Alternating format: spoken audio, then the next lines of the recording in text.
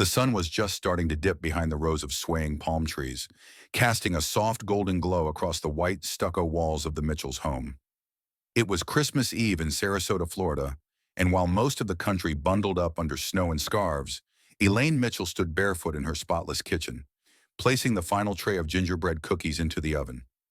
The soft hum of Bing Crosby played in the background, muffled only by the murmur of guests already gathering outside by the pool, wine glasses in hand. Twinkling fairy lights wrapped around the lanai beams, and paper lanterns swayed gently in the warm evening breeze. Everything looked perfect. Or at least it was supposed to. Elaine wiped her hands on her apron and glanced out through the sliding glass doors.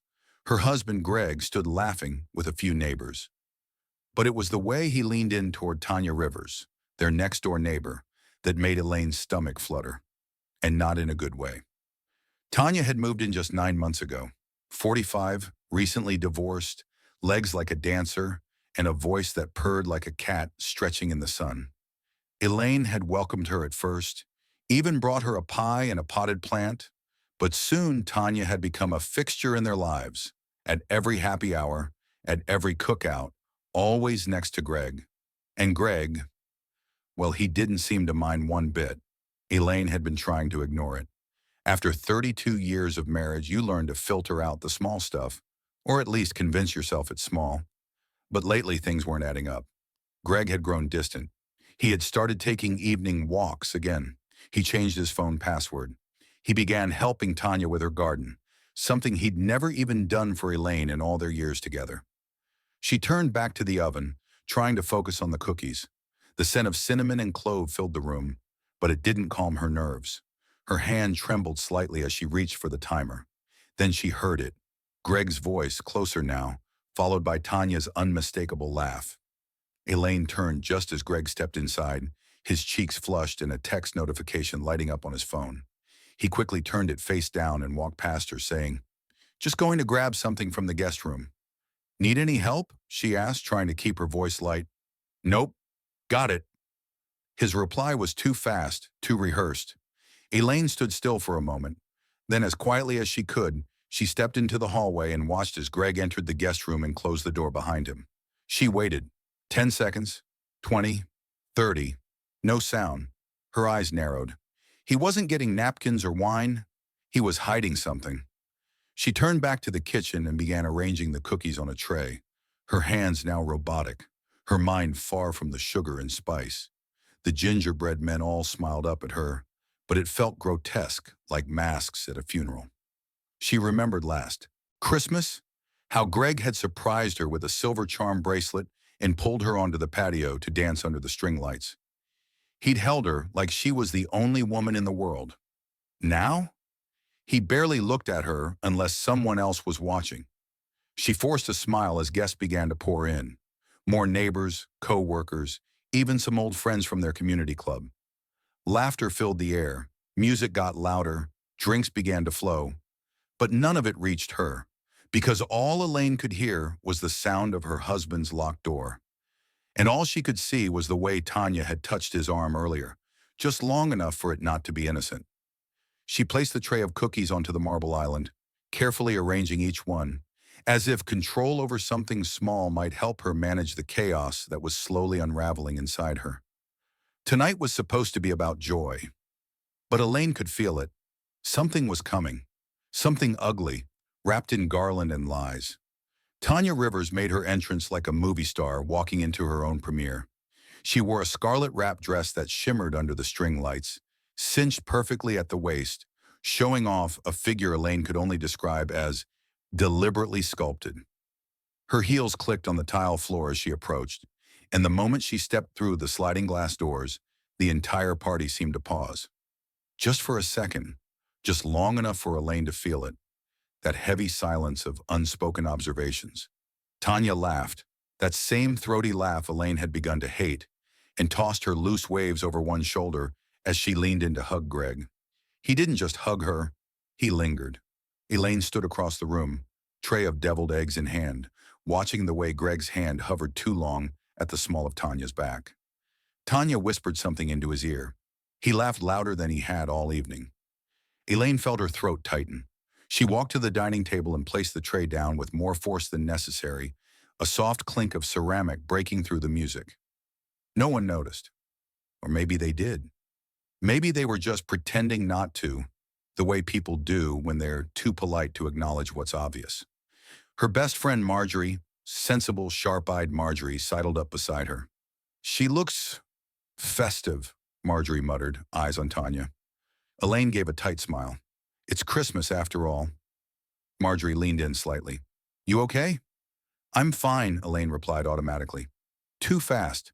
They both knew that fine was the biggest lie told by women in rooms full of people who weren't really their friends anymore. Later, when the holiday group photo was announced, everyone gathered near the tree. Greg, beer in hand, was already standing beside Tanya before Elaine could reach the spot. The photographer, a neighbor's son home from college, called out for everyone to squeeze in. Elaine ended up off to the side, next to Marjorie. "Smile," the boy called out. 3, 2, 1. Flash. Elaine blinked at the burst of light. When she looked at the screen the boy held up, her heart thudded. There it was. Greg beaming, Tanya smiling back, and Greg's hand not on her shoulder, but hovering, almost protectively, behind her waist. Elaine's own smile in the photo looked strained, faded, like someone trying to hold their face together while everything else was falling apart. She quietly walked to the kitchen, needing air, needing space. She paused by the punch bowl, her fingers curling around the rim of a glass she didn't drink from. That's when she remembered their anniversary dinner 2 months ago. Greg had forgotten completely. No card, no flowers, just a half-hearted, "We've been busy lately, haven't we?" Busy. Elaine had made him his favorite roast, wore that blue dress he always liked, and he had barely looked at her, said he had a headache. She had eaten alone, across from his untouched plate, telling herself not to cry. Not on the night that used to mean everything. Now she watched him across the room, laughing, genuinely laughing, with Tanya. That laugh used to belong to her.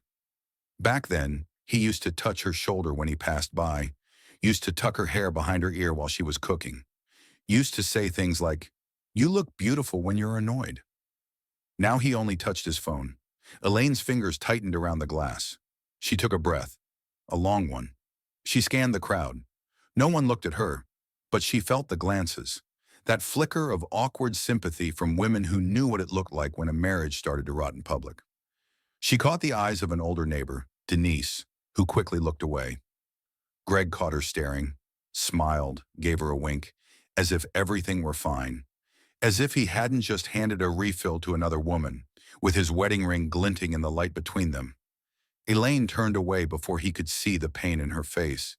She didn't know what hurt more, the betrayal itself, or the knowledge that people saw it coming before she let herself believe it. And the worst part? He wasn't even trying to hide it anymore. Elaine made her way upstairs, her breath slower now, chest heavy. The party carried on downstairs, soft jazz humming, conversations bubbling, the clink of wine glasses against plates. But inside her, a silence was growing louder. She wasn't escaping the party. Not yet. She just needed her phone charger from Greg's study. Her battery was nearly dead, and somehow that mattered tonight. Having her lifeline, just in case her composure shattered and she needed to call someone, anyone who still saw her. She climbed the stairs, careful not to let her heels click too loudly on the wood. The hallway was dim, lit only by the flickering garland that wrapped the banister. Familiar, safe, or it used to be. She turned the knob of Greg's study. It didn't budge. Locked. Her hand froze. He never locked this door. Ever. This was the room where they paid bills, watched the news, planned vacations. The lock hadn't even been used in years. Her hand stayed on the knob for a few seconds longer than necessary, as if maybe the door would change its mind. It didn't. She knocked. Softly. Silence. Then behind her the floor creaked. She turned. Greg stood there startled, phone in hand. He wasn't holding it casually. He was clutching it, almost hiding it behind his back like a guilty teenager. "Oh," he said, forcing a laugh. "Didn't expect you up here." "I just needed my charger," Elaine replied, voice even. "I had to take a quick call. You know how my brother is, rambling again." Elaine looked at him. His collar was slightly askew, his shirt unbuttoned one button lower than earlier.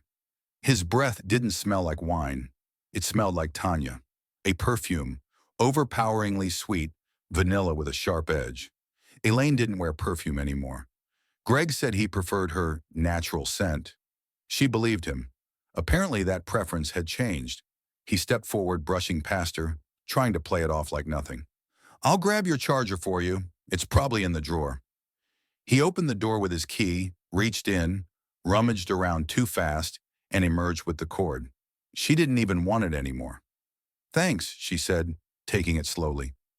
Greg gave her a sideways hug, the kind that wasn't for affection. It was a performance, a pose. His shoulder brushed hers and something red caught her eye. Smudged faintly, barely noticeable, but definitely there. Lipstick, right at the corner of his collar. And not just any red, the same rich crimson that Tanya had applied in front of the hallway mirror just before dinner. Elaine remembered because Tanya made a show of it. "I always forget lipstick," she had said to no one in particular, smiling into the mirror as if auditioning for a holiday film. Elaine let go of the hug gently. "I'm going back downstairs," she murmured. Greg nodded, already unlocking his phone behind her. Back in the kitchen, Elaine poured herself a fresh glass of punch. Her hands shook. She had to grip the counter to keep the liquid from spilling. She leaned forward, trying to breathe. And that's when she saw it. Tanya's wine glass, still resting by the cookie tray. The rim stained with lipstick, the same bold shade now haunting Greg's collar. Same glass he handed her earlier. Same perfume now lingering on Greg's shirt. It all fit. Elaine stared at the glass like it might start speaking. For a moment the room blurred around her, the voices muffled as if she were underwater. Her chest tightened. She wasn't just paranoid. She wasn't imagining things. It was real. The smirks. The texts Greg always swiped away. The sudden runs to the store. The long walks after dinner. The perfume on his shirt. The way he never touched Elaine the way he touched Tanya. It was real. She straightened her back, finished the punch in one swallow, and wiped the counter clean with a towel. Mechanical, methodical, steadying herself, like a woman preparing for battle. No more pretending. No more asking questions she already knew the answers to. If there was one thing Elaine Mitchell never did, it was lose control. But tonight, under the twinkling lights and silent betrayals, she was done being quiet. Elaine stepped out onto the back patio, carrying her phone and that unbearable weight pressing down on her chest. The laughter inside grew louder, the holiday playlist now playing Let It Snow, which felt ironic under the sweltering Florida sky. Someone had turned on the string lights wrapped around the palms. They blinked cheerfully, cruel in their contrast to the storm inside her. She sat on the cushioned bench in the far corner of the lanai, half hidden behind the potted lemon tree she'd raised from a sapling. This was her favorite place in the house. She used to read here, sip coffee in the mornings, dream of peaceful retirements. Now it felt like a confession booth with no priest. Elaine pulled out her phone and stared at the screen. She didn't even need a password to see what she needed to see. Greg wasn't tech-savvy. Years ago, he'd insisted they keep everything synced for convenience. Shared iCloud, shared email, even the same security settings. "It's just easier," he said. Now that ease was about to become his undoing. Her fingers moved slowly but surely as she opened the backup logs from the shared cloud account. Most of it was mundane. Bank statements, appointments, insurance emails. But then, a message thread caught her eye. The contact wasn't saved, just a number. But she knew it. Tanya's. The first message was weeks old. "Still thinking about last night. You're so different than her." Elaine's thumb hovered above the screen. She scrolled further. "Wish you were here right now. I keep imagining your hands." "Don't worry, she has no idea." "You make me feel alive again. Let's sneak away after dinner. Meet me in the study. Lock the door." Elaine stopped breathing. She backed out of the thread and opened the photo gallery. She shouldn't look. She didn't want to look, but she had to. The most recent photo wasn't a selfie. It wasn't even romantic on the surface. Just a picture of a hand holding a wine glass on a back porch. But the background was unmistakable. Tanya's backyard, her patio furniture, and the hand, Greg's, she'd know the sunspot pattern on those knuckles anywhere. And then another. A blurred photo, but damning. Tanya in a towel, just her shoulder and profile, laughing at something off camera. The timestamp was from the night Greg claimed he was helping a friend install Christmas lights. Elaine sat motionless. No tears. Not yet. She wasn't sad anymore. She was hollow. She felt like a house that had been silently burning from the inside. Walls still standing, windows still whole, but the foundation, ash. The wind picked up slightly, carrying with it the scent of citrus and betrayal. She looked up at the stars, the only honest thing left that night. A few footsteps approached. Elaine quickly closed her phone and slipped it into her pocket. It was Marjorie. "There you are," she said softly, sitting beside her. "You vanished." Elaine forced a small smile. "Just needed air." Marjorie studied her for a moment. Then in a voice filled with quiet suspicion, she asked, "He's still with her, isn't he?" Elaine didn't answer. She didn't need to. Marjorie reached out, resting her hand on Elaine's. "You don't have to say anything, but you don't have to hide either." Elaine looked out over the pool, the reflection of the lights dancing across the still surface. It looked perfect, but even water lies when it's calm. "I'm not hiding," she whispered. "I'm waiting." "For what?" Elaine exhaled. "For the right moment. You only get to expose a lie once, and I want it to echo." Marjorie nodded, her eyes glassy. "You're stronger than I ever knew." Elaine smiled again, but this one held weight. "I used to think being strong meant staying silent. Now I know. It means speaking when it hurts most." They sat together for a while longer. Inside, Greg was laughing again, Tanya's voice rising above the others. Elaine didn't flinch this time.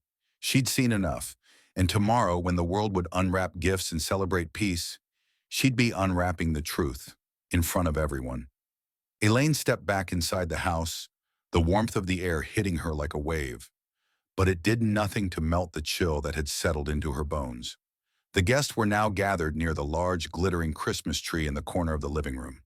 Its branches sparkled with golden lights, delicate glass bulbs, and handcrafted ornaments collected over the years. Greg stood near the fireplace, swirling his wine and cracking jokes, as if his hands weren't already dirty with betrayal. Tanya leaned beside him, perfectly poised in her red dress, her wine glass raised loosely, smile practiced. Elaine moved through the room slowly, the way one moves through a museum filled with memories, aware that at any moment something priceless could fall and shatter. She made her way to the tree. Among the glitter and sparkle, her fingers searched for something familiar. She found it nestled toward the back, a white ceramic heart edged in gold. It was hand-painted and slightly chipped at the bottom. The inscription read, "Greg and Elaine, Christmas 1988. Their first married Christmas." Elaine's thumb brushed over the name. Her name, still there, still present. And yet he had left her in every other way. She held the ornament in her palm, staring down at it, a symbol of the life they'd built, the life he'd thrown away behind locked doors and lipstick. Behind her, someone called out, "Elaine, are we doing the toast soon?" She turned slowly, still holding the ornament, and saw all the guests looking her way. A dozen familiar faces, neighbors, friends, people who had watched their marriage bloom, and now, whether they knew it or not, were about to watch it fall apart. Greg grinned, his eyes glinting. "Ready for your famous Christmas speech, babe?" Elaine smiled. Not the same smile she'd given him over the years. Not the smile of a wife in love, or even a wife hurt. It was the smile of a woman who had seen everything and was still standing. She walked toward the center of the room, ornament still in hand, and raised her glass. A hush fell over the crowd. Elaine cleared her throat. "There's a tradition in this house," she began, her voice calm. "Every Christmas Eve, before we open the gifts, I share a story." Greg chuckled, clearly not sensing what was coming. "Here comes the one about you setting the oven on fire in '97. Elaine didn't look at him. "This year," she continued, "I want to share a different story. One about truth, about the way betrayal can hide in plain sight and how sometimes the people we trust most are the ones quietly rewriting our history without telling us." A ripple of confusion passed through the room. Glasses lowered, backs straightened. Greg's smile faltered. Elaine reached into her apron pocket and pulled out the folded sheets of paper she had printed earlier. Neat, crisp, loaded. She glanced at Greg. I thought long and hard about how to do this, but I've decided Christmas is the perfect time, since you've already given your gift to someone else. She unfolded the papers and began reading. The text messages, the photos, the late-night meetups, the line, "She'll never know." Gasps. Someone audibly muttered, "Oh my God." Elaine didn't flinch. She read every word like scripture. Calm, controlled, devastating. When she finished, she placed the pages down on the coffee table. Tanya's wine glass shook slightly in her hand. Her face had gone pale, her lipstick no longer looking bold, but cheap. Greg opened his mouth stunned, but said nothing. Elaine finally looked him in the eye. I know, Greg. She turned to Tanya. And I know you've spent the last few months borrowing things that didn't belong to you. Then calmly she walked back to the tree, lifted the ornament one last time, and placed it gently on the table beside the printed pages. You can both keep the lies. I'll keep the memories. The room stayed frozen, silent. A dozen people trapped in the wreckage of a perfect Christmas party gone nuclear. And Elaine? She didn't cry. She didn't scream. She stood there, elegant, fierce, and free. She'd just burned 32 years of betrayal under a Christmas tree, and she had never felt more alive. No one moved. The room, once alive with laughter and light, had turned to stone. The crackle of the fireplace was the only sound that dared speak. Tanya's face, usually so composed, was locked in a frozen smile. Lipstick now faded, her glass trembling in her manicured fingers. Her eyes darted from guest to guest, as if searching for someone who might step in and save her. But there were no allies here, not anymore. Greg stood stiff, wine glass still in hand, his mouth slightly open. Not a single word came out. His shoulders twitched, his jaw tightened, like a man watching a carefully built dam begin to crack. Elaine didn't need to say more. Her silence now did what the printed messages had already made clear. The curtain had dropped, and the show was over. Then came the murmurs. Low at first, like wind rustling dry leaves. A whispered, "Is this real?" followed by a gasp from Denise near the piano. One couple slowly stepped back from Tanya's side. Marjorie stood beside Elaine like a silent soldier, her eyes unblinking, her presence solid. Greg took a step forward. "Elaine," he said, voice hoarse, "can we talk in private?" Elaine didn't blink. "We're well past private, Greg. I didn't mean for this to happen like this. This was complicated." Tanya found her voice. "This is cruel," she snapped, but her voice cracked mid-sentence. "You could have just said something to me, Elaine. You didn't have to humiliate us." Elaine turned slowly to her. "I welcomed you into my home. I invited you to my table. And while I set out gingerbread cookies, you slipped into my marriage like a thief. You think this is humiliation? No, Tanya, this is truth. You just don't like how it feels when it's unwrapped in front of an audience." Tanya opened her mouth again but found no defense. She placed her glass down shakily and grabbed her clutch. "I should go," she muttered. "Yes," Elaine said. "You should." Greg moved to follow her. Elaine's voice stopped him cold. "Don't you dare walk out of here with her." He turned, face red, hands shaking. "Elaine, She stepped forward, calm but forceful. "You walk out that door with her, and you don't come back. Not tomorrow, not next week, not ever." The room held its breath. Greg looked at Tanya, then at Elaine. He didn't move. It was the first honest moment he'd shown all night. His inability to decide who he was without someone else telling him. Elaine broke the standoff by walking away. Not to hide, not to cry, but to reclaim her space. She walked into the kitchen, turned off the music, and poured herself a fresh glass of punch. No shaking hands this time. Marjorie joined her. "You sure you're okay?" Elaine nodded, exhaling slowly. "I think, for the first time in a long time, I actually am." From across the room, Greg stood rooted in place while Tanya slipped out the front door. No one stopped her. A few guests quietly followed, murmuring goodbyes. Others lingered awkwardly, unsure whether to stay or go. The air was charged, sacred in its shift. Something had broken, but something else had awakened.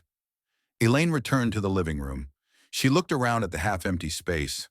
Friends now silent, gifts unopened, the tree still glowing behind her like a witness. "I'm sorry if this wasn't the party you expected," she said, "but I won't apologize for telling the truth." No one spoke, until Denise, the piano teacher, offered a slow clap. It wasn't mocking, it wasn't sarcastic, it was reverent. Others followed. Elaine smiled, not wide, not triumphant, but with the calm of a woman who had nothing left to prove. Greg sat down heavily on the arm of a chair, stunned. He didn't try to stop the guests as they filed out, didn't call out for Tanya, didn't look at Elaine, because for the first time he saw her, not as his wife, but as the woman who just took back her dignity without raising her voice. The Mitchell house was quiet. The only sound on Christmas morning was the gentle hum of the ceiling fan and the soft ticking of the wall clock. No wrapping paper rustling, no smell of cinnamon rolls baking, no Greg snoring in the master bedroom. Elaine sat alone at the kitchen table, sipping coffee from her best mom ever mug, one of the last Christmas gifts she truly cherished. It was from their daughter Melissa, sent 2 years ago from Colorado. Elaine hadn't called her yet. Not today. Not yet. She wanted this morning to belong to herself first. Last night, after the last guest trickled out and Marjorie helped her clean up broken glasses and scattered napkins, Greg had disappeared into the guest room without a word.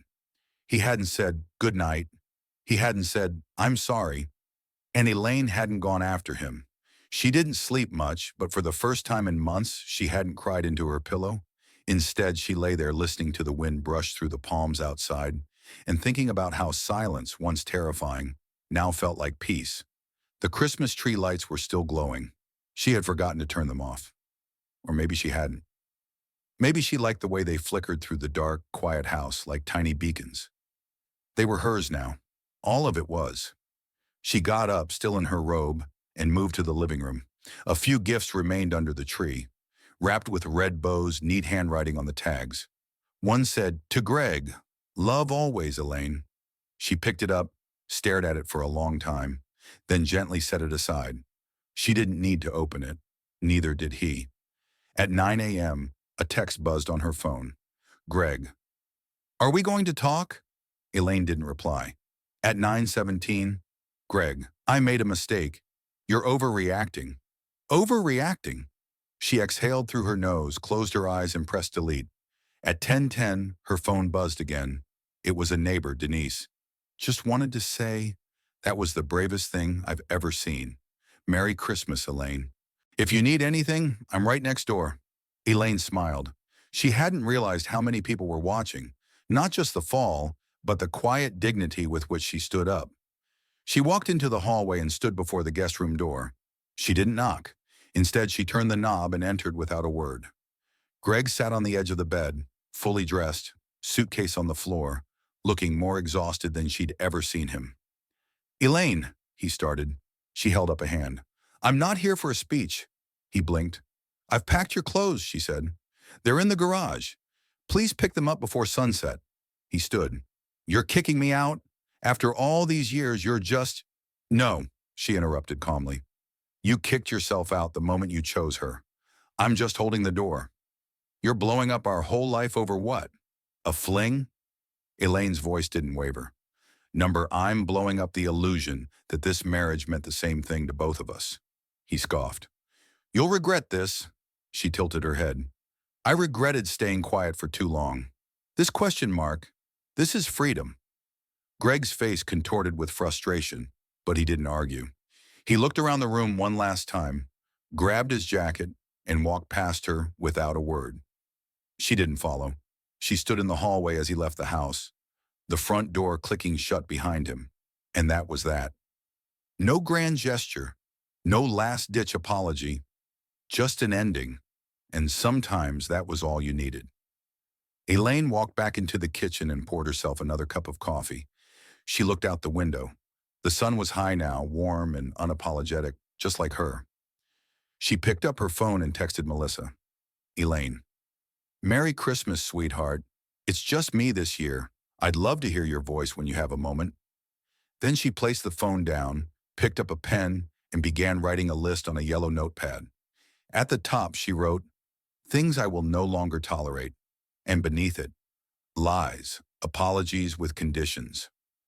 Women who wear red dresses into my home and leave ashes behind." She smiled. It was a new kind of holiday, a quieter one. But hers. The week after Christmas passed in quiet waves. No arguments, no pleading, just the soft, deliberate sound of Greg's absence. Elaine didn't reach out.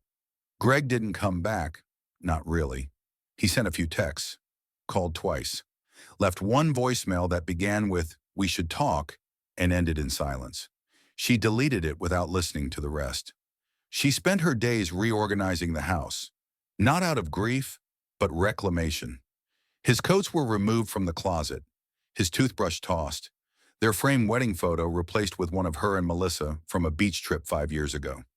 The front room no longer felt like a stage for pretense. It felt like hers.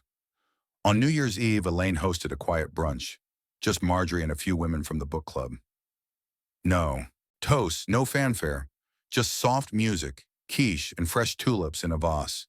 She didn't explain the empty chair at the table. She didn't need to.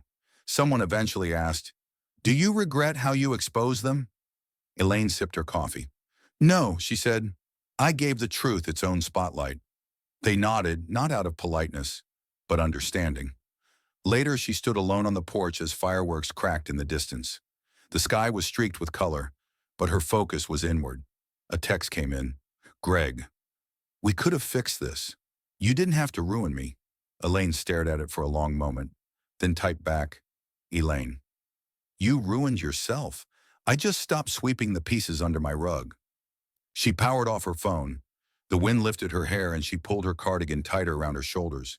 She felt calm, whole, not victorious, just free. She looked out at the stars and whispered more to herself than anyone else, "Let this be the year I no longer explain my silence or my strength." And with that, she stepped back inside, into a house that finally, truly felt like home.